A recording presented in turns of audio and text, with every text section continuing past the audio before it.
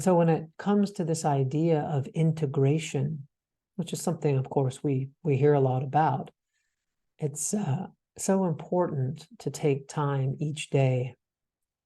even if only for a few moments, really to slow down,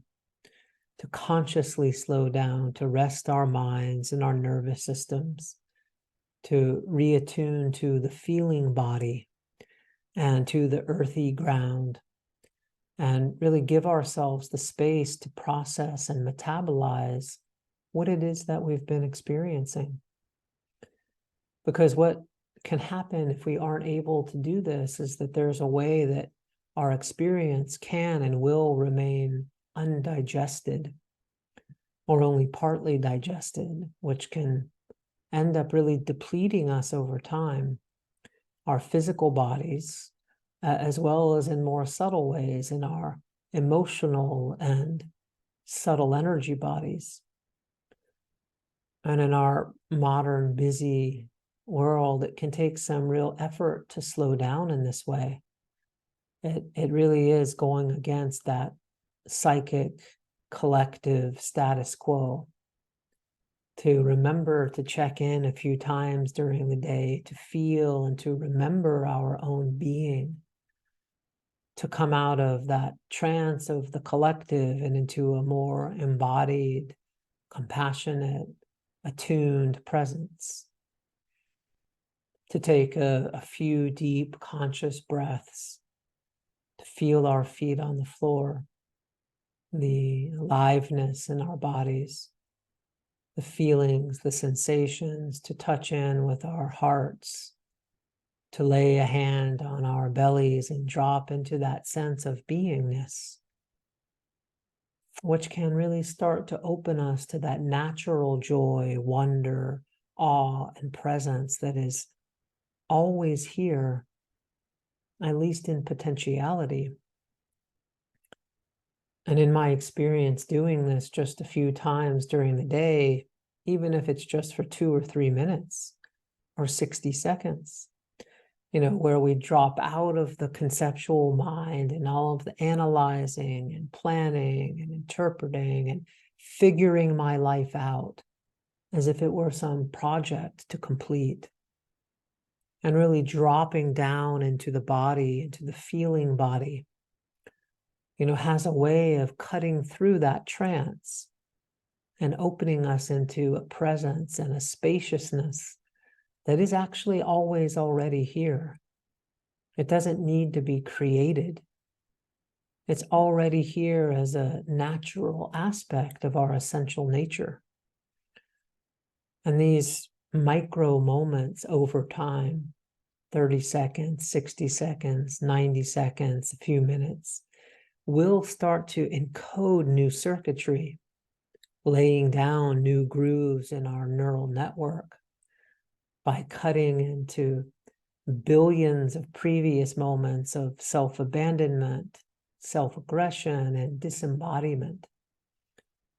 replacing those conditioned habitual reactions with new pathways,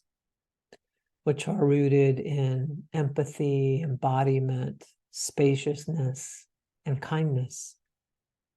replacing the habitual trance we can so easily fall into with that of embodied attunement,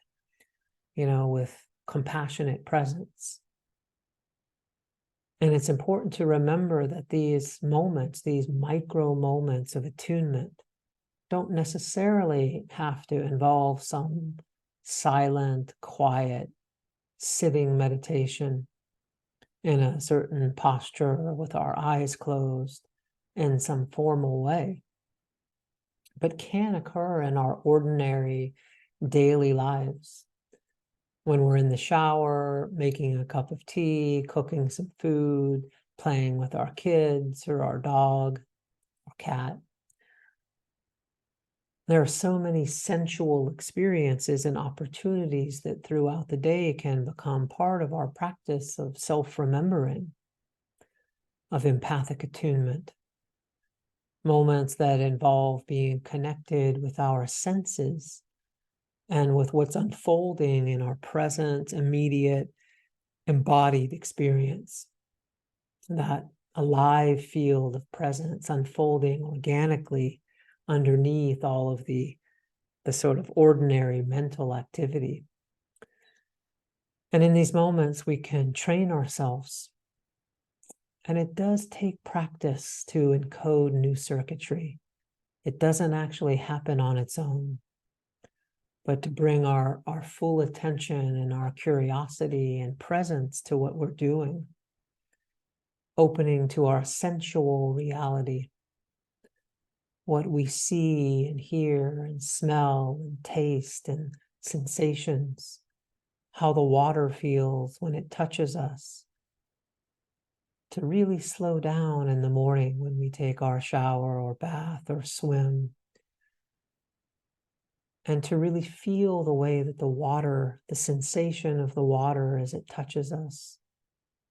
the fragrance of our food, the sounds inside and outside the room that we're in, to really feel and sense all of that, to touch it with our awareness, and to allow ourselves really to be touched by it in return. It sounds so uneventful, but really is a miracle. You know, if we allow it to touch us all the way through, the gift, the miracle of these senses that we've been given, and how our sensual reality is a direct portal or doorway into that life of aliveness that so many of us are so very understandably longing for.